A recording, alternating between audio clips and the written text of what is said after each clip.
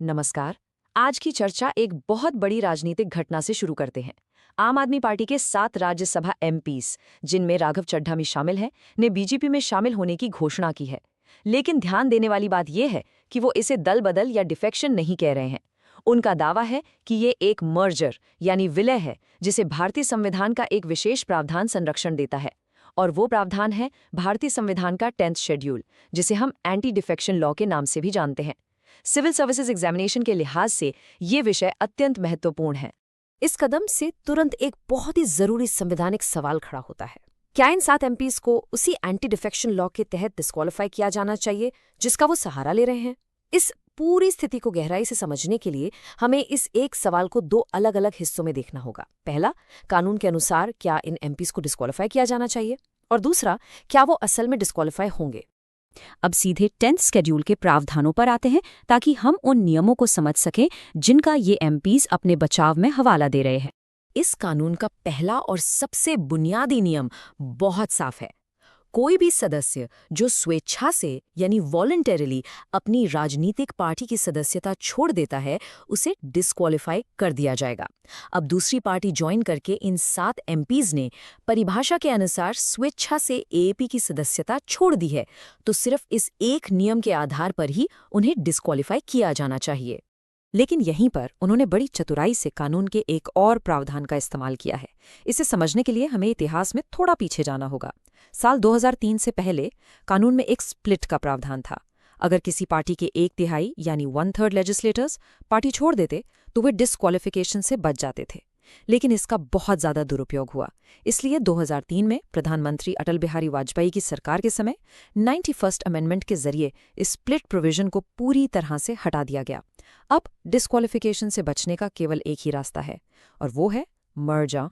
नया नियम यह कहता है कि मर्जर के मामले में डिस्क्वालिफिकेशन लागू नहीं होगा। और एक वैलिड मर्जर की शर्त यह है कि किसी पार्टी के कम से कम 2/3 यानी 2/3 लेजिस्लेटर्स दूसरी पार्टी में विलय के लिए सहमत हों। और यही वो दावा है जो ये सांसद कर रहे हैं। राज्यसभा में एएपी के कुल 10 एमपीज हैं। उनमें से 7 इस कदम के लिए राजी हो गए हैं, जो कि 70% है, यानी 2/3 की जरूरी सीमा से कहीं ज्यादा। यही उनके कानूनी बचाव का मुख्य आधार है। हालांकि कई कानूनी विशेषज्ञ तर्क देते हैं कि ये कानून की गलत व्याख्या है, a mischievous reading of the law. उनका कहना है कि कानून की आत्मा यानी स्पिरिट ऑफ द लॉ के अनुसार 2/3 समर्थन होने के बावजूद इन एमपीज को डिस्क्वालीफाई किया जाना चाहिए। तो चलिए समझते हैं कि कानून का असल इरादा क्या था। तो एक असली मर्जर क्या होता है? कानून की भावना एक खास प्रक्रिया को दर्शाती है। स्टेप 1, पहले राजनीतिक पार्टियां खुद यानी ऑर्गेनाइजेशनल लेवल पर विलय करने का फैसला करती हैं। यानी अगर एएपी एक पार्टी के तौर पर बीजेपी के साथ विलय का फैसला करती, तब ये सवाल उसके लेजिस्लेटर्स के पास जाता। स्टेप 2, ये जो 2/3 का नियम है वो इस स्टेज पर लागू होता, ये देखने के लिए कि कितने लेजिस्लेटर्स पार्टी के इस फैसले को स्वीकार करते हैं।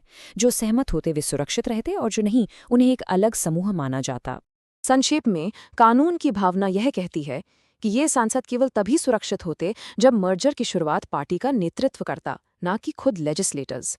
सुप्रीम कोर्ट ने इस बात पर बार बार जोर दिया है, और सबसे हालिया उदाहरण है शिवसेना केस, जिसमें कोर्ट ने कहा कि एक पार्टी की लेजिस्लेटिव विंग और उसकी ऑर्गेनाइजेशन विंग में साफ अंतर होता है। मर्जर का फैसला ऑर्गेनाइजेशन का होता है, लेजिस्लेटिव विंग का नहीं। यह हमें इस प्रक्रिया के एक और बहुत ही महत्वपूर्ण पहलू पर ले आता है। इन डिस्क्वालिफिकेशन के मामलों पर फैसला लेने का अधिकार आखिर किसके पास है, और उस शक्ति की सीमाएं क्या हैं? जब 1985 में ये कानून लाया गया था, तो इसमें कहा गया था कि डिस्क्वालिफिकेशन पर स्पीकर या चेयरपर्सन का फैसला अंतिम होगा और उसे किसी भी अदालत में चुनौती नहीं दी जा सकती। लेकिन ये स्थिति 1992 के ऐतिहासिक मामले किहोतो होलोहैन वर्सेस जाकिल हू के साथ बदल गई। सुप्रीम कोर्ट ने फैसला सुनाया कि स्पीकर की शक्ति असीमित नहीं हो सकती।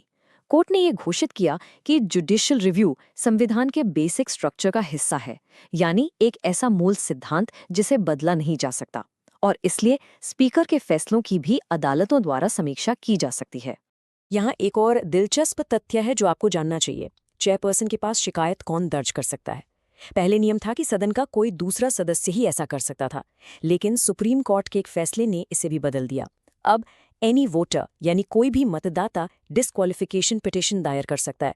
इसका मतलब ये है कि एक आम नागरिक भी औपचारिक रूप से राज्यसभा चेयरपर्सन से इन एमपीज को डिस्क्वालीफाई करने की याचिका दे सकता है। अब बात करते हैं इस कानून के सबसे बड़े लूप होल्स में से एक की। एपी के पास और क्या विकल्प था? वे इन एमपीज को पार्टी से एक्सपेल यानी निष्कासित कर सकते थे, तो उन्होंने ऐसा क्यों नहीं किया? क्योंकि कानून इस बात पर पूरी तरह से खामोश है कि जब किसी सदस्य को एक्सपेल किया जाता है तो क्या होता है। सुप्रीम कोर्ट की व्याख्याओं के अनुसार एक एक्सपेल सदस्य सदन का इंडिपेंडेंट या अनअटैच्ड सदस्य बन जाता है। इसका मतलब है कि पार्टी का व्हिप अब उन पर लागू नहीं होता और उन्हें डिफेक्शन के लिए डिस्क्वालीफाई भी नहीं किया जा सकता, यानी उन्हें एक्सपेल करके पार्टी उन पर अपना सारा नियंत्रण खो देती। हालांकि एक और रास्ता था।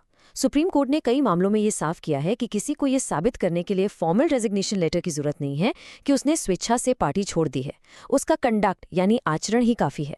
दूसरी पार्टी की रैलियों में शामिल होना या खुले तौर पर पार्टी नेतृत्व की आलोचना करना भी डिफेक्शन का सबूत माना जा सकता है, जिससे डिस्क्वालिफिकेशन की कार्यवाही शुरू हो सकती है। अब ये सवाल भी जरूरी है, क्या ये स्थिति वैसी ही है जैसी हमने हाल ही में महाराष्ट्र में शिवसेना और एनसीपी के साथ देखी थी? तो इसका जवाब है नहीं, ये मामला उससे बुनियादी तौर पर अलग है। महाराष्ट्र में शिवसेना और एनसीपी के जो गुट अलग हुए थे, उन्होंने बीजेपी के साथ मर्जिंग का दावा नहीं किया था। उनका दावा था कि वे ही असली शिवसेना या असली एनसीपी है। जब इस तरह का स्प्लिट होता है, जहां दो गुट दोनों ही मूल पार्टी होने का दावा करते हैं, तब इलेक्शन कमीशन ऑफ इंडिया की भूमिका सामने आती है।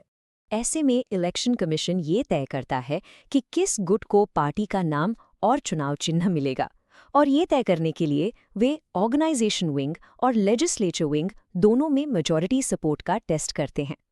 एपी के एमपीज ने शायद ये स्प्लिट का रास्ता इसलिए नहीं चुना क्योंकि तब उन्हें ये साबित करना पड़ता कि वे ही असली एपी हैं, जो पार्टी संगठन के समर्थन के बिना लगभग असंभव होता। इसीलिए उन्होंने होशियारी से मर्जर का रास्ता चुना। और अब हम आते हैं सबसे बड़े लूप होल पर, वो कमी जो अक्सर इस पूरे कानून को ही अप्रभावी बना देती है। समस्या ये है कि स्पीकर या चेयरपर्सन के लिए डिस्क्वालिफिकेशन पिटीशन पर फैसला करने के लिए कोई समय सीमा, कोई टाइम लिमिट तय नहीं है। वो अनिश्चित काल तक इस पर कोई फैसला लिए बिना बैठे रह सकते हैं, और जब तक मामला अदालतों से होकर गुजरेगा, सालों बीत सकते हैं, और हो सकता है तब तक इन एमपीज का कार्यकाल भी खत्म हो जाए। और इस तरह एक प्रोसीजरल डिले से कानून की भावना को हराया जा सकता है। तो इस पर आपका क्या विचार है? क्या इन सांसदों को कानून के असल इरादे के आधार पर डिस्क्वालीफाई किया जाना चाहिए?